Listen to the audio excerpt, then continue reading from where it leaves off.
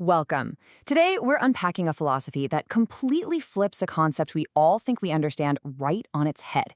Think about it. When we want to help someone, our minds usually jump straight to opening our wallets or offering some kind of material support, right? Well, the source material we're exploring today completely redefines that. It argues that true help isn't about giving money at all. Instead, it's about a really profound exchange of energy through the words we use. Let's jump right in and see exactly how this works. So here's our quick roadmap for this explainer. We'll start with a brand new definition of help, then explore the energy difference between everyday words and higher wisdom. After that, we'll look at the essence of the body and soul, learn how to clear out stagnant energy just by listening, and finally unpack what it means to truly benefit the world. All right, let's kick things off with Section 1, a new definition of help. Consider this simple, everyday greeting in Korean culture. Have you eaten? The speaker points out a really fascinating observation here. Almost everyone, literally from sweet grandmothers to tough street guys, asks this exact question first when they meet someone. You just don't see this specific focus anywhere else in the world. It represents this deep-seated cultural DNA. It's an unconscious habit of constantly worrying about and wanting to care for others. But here is the real kicker from our source. The core argument is that genuine help is actually not material at all. Going to the ATM to hand someone cash or, buying them a couple of pineapples, that isn't true support. Real help means providing the exact right words and actions tailored specifically to benefit that one individual in their unique situation. That is literally the only way to genuinely uplift someone. Moving right along to Section 2, words versus Malsseum, and the fascinating differences in energy. The speaker strictly divides the things we say into two totally distinct dimensions. First, you have everyday words, which they call Mal. Then you have higher dimensional wisdom, referred to as Malsseum. Mal essentially represents equal energetic mass. These are just the normal, everyday conversations you have with people who are at a similar level to you. Malsseum, on the other hand, is higher dimensional wisdom. This is the kind of profound energy that actually elevates the listener's mass and improves their overall quality of life. So even if two people are making the exact same sound, the density and the dimension of the energy behind those sounds are completely different. And this energy difference perfectly explains a massive phenomenon we're seeing in modern society. Think about it. Why are so many people turning away from traditional institutions, like established churches or temples? Well, according to the speaker's diagnosis, human intellect has simply outgrown those old teachings. People are absolutely starving for high-level Malgasm, so they can keep growing. But the problem is, these institutions are stuck repeating the same stagnant mal they've used for decades. When you actually receive that higher energy, it elevates you. And as you'll see, wealth and people are naturally attracted to that elevated state. Let's dive into Section 3, human essence, specifically looking at the body and the soul. To really grasp how this whole energy philosophy works, we kind of have to look at humanity through a dualistic lens. Humans aren't just physical entities. The speaker breaks this down into two parts: the physical body, which is material energy provided by nature, and the soul, which is non-material energy.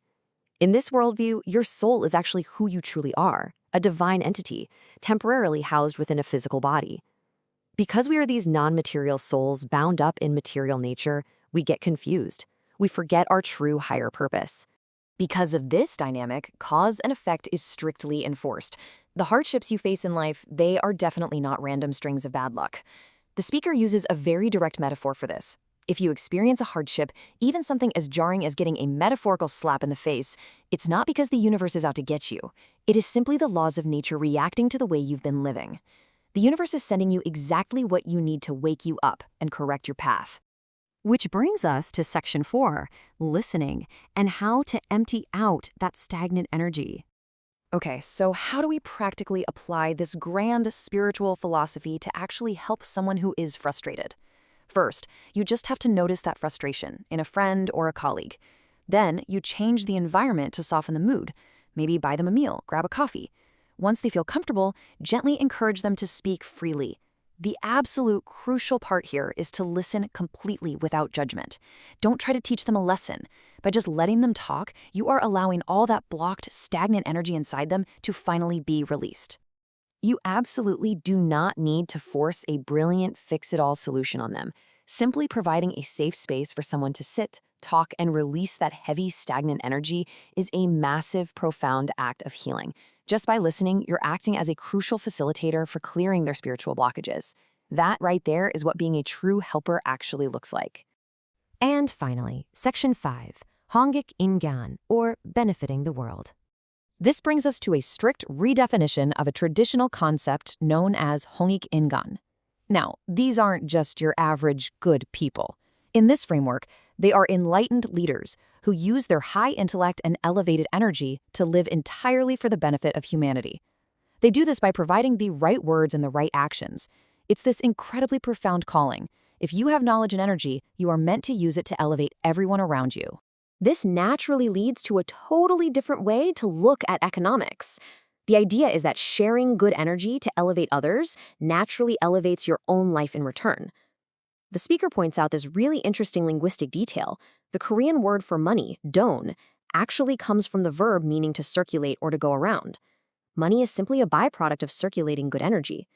If you push your positive energy out into the world to benefit others, you don't even have to chase wealth. It's going to naturally flow back to you as a divine reward for living a life dedicated to others.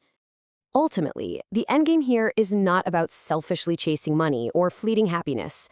The true objective is to transform into an enlightened individual, a doin, who consistently acts and speaks to benefit the world. When you reach that state, your life naturally overflows with joy and abundance effortlessly. You get the whole shebang without ever having to desperately pursue it. So, as we wrap up this explainer and this incredible philosophical journey, I want to leave you with a question to chew on.